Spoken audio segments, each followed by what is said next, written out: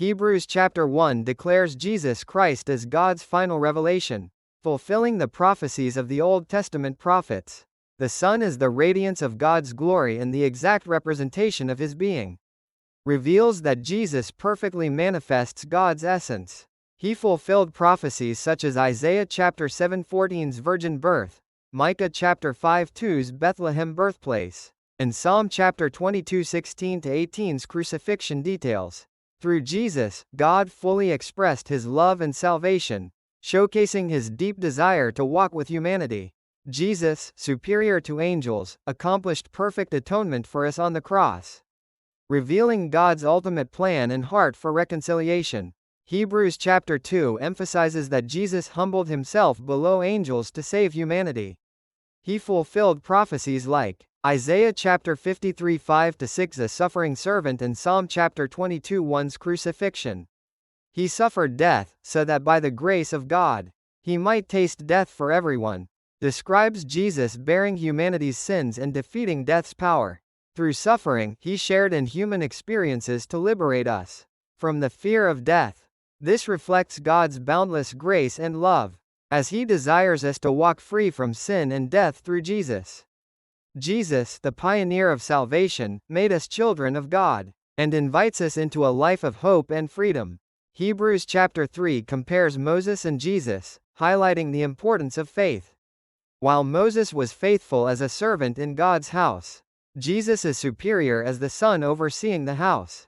This fulfills Deuteronomy 18:15, which foretells God raising a prophet, like Moses, fulfilled in Jesus. We are his house if we hold firmly to our confidence, and the hope in which we glory underscores the need for steadfast faith. God, in his love, invites us to eternal rest through Christ. The Israelites wandering in the wilderness warns against unbelief, reflecting God's desire for a faith-filled community that encourages and supports one another in his promises. Hebrews chapter 4 explains God's true rest and the necessity of faith.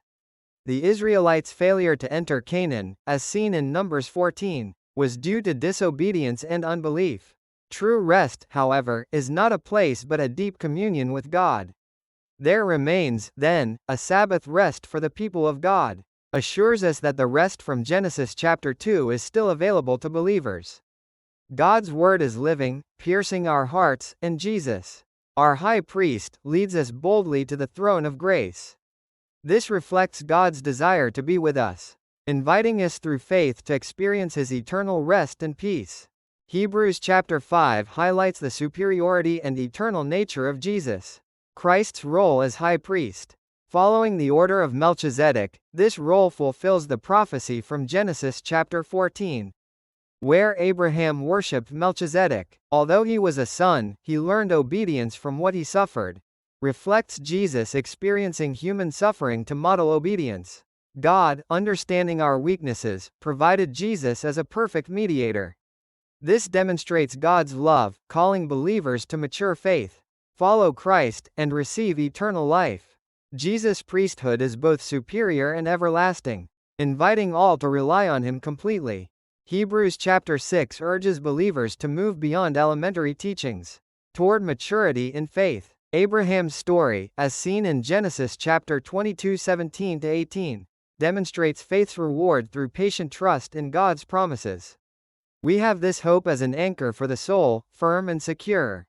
Assures us that Jesus, our eternal high priest, anchors our faith safely before God. God desires us to grow in grace and bear abundant spiritual fruit, reflecting his longing for us to stand firm in Christ. This hope, rooted in God's unchanging nature, is a profound expression of his love and his call for us to trust and mature in him. Hebrews chapter 7 compares Melchizedek with Jesus, highlighting the eternal and perfect nature of Jesus' priesthood. In Genesis chapter 14, Melchizedek blessed Abraham and received a tithe, prefiguring Christ. This Melchizedek was king of Salem and priest of God, Most High. Symbolizes Jesus as the eternal mediator between God and humanity. Unlike Levitical priests, Jesus, through his resurrection, holds a perpetual priesthood and offered a once-for-all atonement. This reflects God's love, fully saving us and granting freedom and life under the new covenant. fulfilling his divine plan for redemption and reconciliation. Hebrews chapter 8 emphasizes Jesus as the mediator of a new covenant, fulfilling the Mosaic covenant. Jeremiah 31:33-34's prophecy, "I will write my law on their hearts," is fulfilled through Christ. He is the mediator of a better covenant, established on better promises, signifies that Jesus frees us from sin and grants us direct access to God. Understanding human weakness, God sent Jesus to accomplish perfect redemption. This new covenant calls for heart transformation and spiritual fullness, leading believers to walk in true faith and communion with God, reflecting his divine love and plan. Hebrews chapter 9 emphasizes that Jesus' eternal atonement fulfilled the Old Testament sacrificial system. The tabernacle and the Day of Atonement prefigured Christ's work, fulfilling Isaiah chapter 53:5-6, a prophecy of the suffering servant.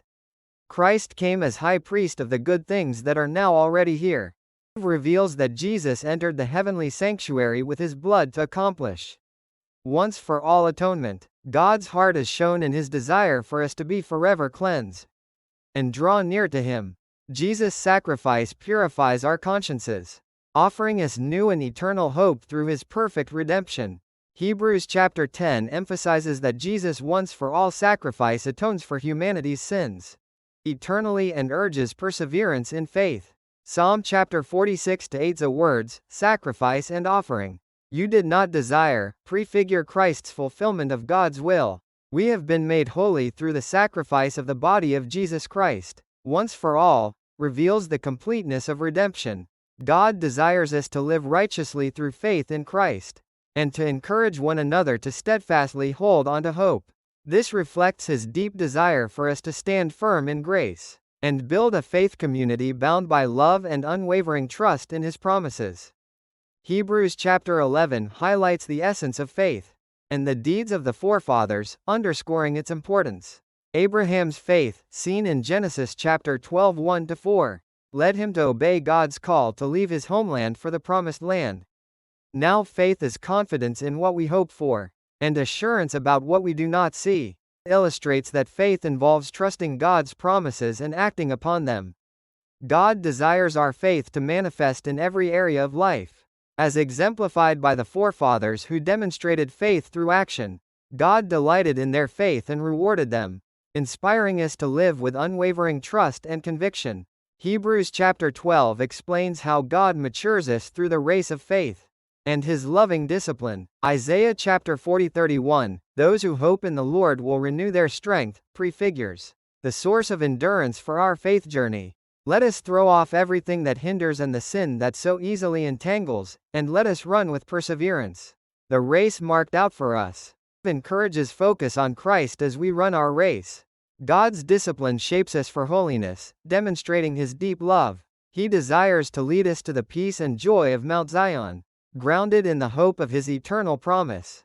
Hebrews chapter 13 offers practical lessons for Christian living, emphasizing brotherly love and life within the faith community. Psalm 50:14's call to offer God a sacrifice of thanksgiving aligns with, "Let us continually offer to God a sacrifice of praise," urging that our lives be the fruit of praise to God. God desires us to love one another, serve humbly, and care for the suffering. This reflects his heart for us to live in gratitude and generosity, honoring Christ's sacrifice and responding to his grace through a life filled with love, worship, and sharing.